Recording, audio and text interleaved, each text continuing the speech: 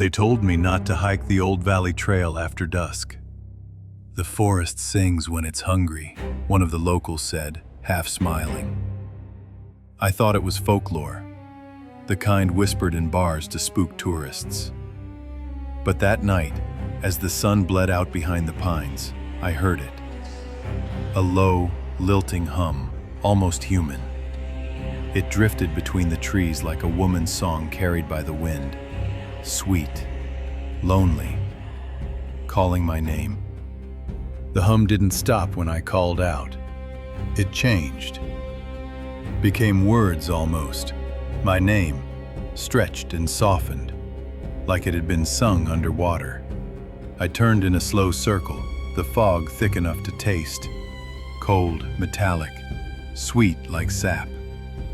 My flashlight beam jittered across the trunks, each one wet and gleaming, as if the forest were sweating. Then, through the mist, I saw her. A woman in white, barefoot, her hair floating around her like she stood in a current I couldn't feel. My flashlight flickered, and in that strobe of light, I saw it. Her back wasn't a back at all. It was hollow, a cavern of rotting wood lined with wet moss, writhing as if it breathed. She smiled, but her eyes didn't move. I told myself she wasn't real, a trick of the fog, a tired brain making faces from shadows. But then she moved, not like a person, more like she was being pulled forward by invisible strings.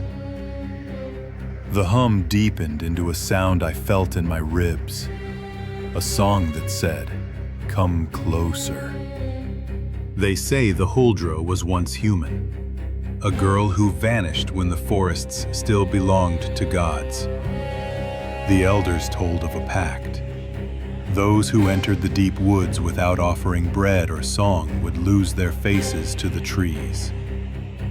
I remembered that too late. Her hollow wasn't decay. It was a doorway.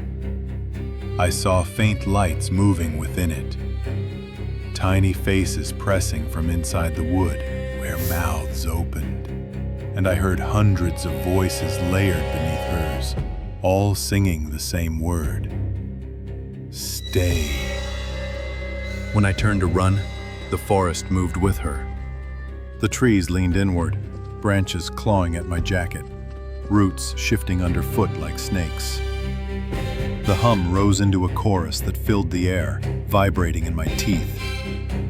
Every step I took, she matched, gliding, weightless, her face serene. Then I felt the ground open.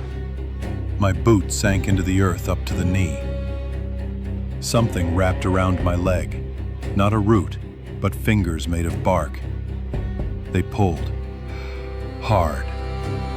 I screamed, but the forest only sang louder. I don't remember how I got free, just the silence after. A sudden, aching quiet that felt heavier than the song itself. My flashlight was gone, my boot too. I limped until dawn, the trees watching. When I reached the edge of the forest, I turned back once. She stood there, just beyond the mist, her hollow glowing faintly with morning light, and from inside I heard my own voice whispering her name, Huldra. Maybe it was only the wind. Maybe.